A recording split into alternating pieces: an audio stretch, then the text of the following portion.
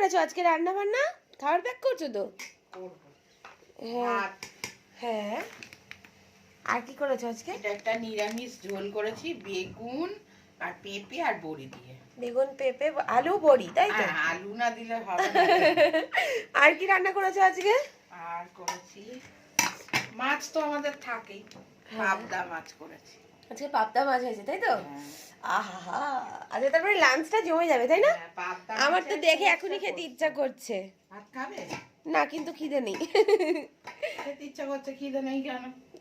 খিদে নেই জানি না, কালকে তো সেই রাতে চিকেন রোল খেয়ে শুয়ে পড়লাম।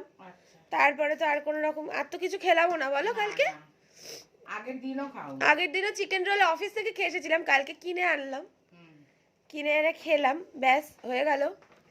দুদিনই ডিনার করতে পারিনি। ভাতটা কতটা দিলে তুমি? এত ভাত দিলে কেন? কোথায় এত ভাত দিয়েছি? ভাতটা বেশি দিয়ে দিচ্ছ কিন্তু। এর থেকেও কম ভাত দেবো? এইটা 3 হাতা, এইটা একটু করে ভাত। 3 হাতে দিয়েছো? এইটু ভাত। ওইটু ভাত দিলে, এইটা এতটা হয়ে গেল?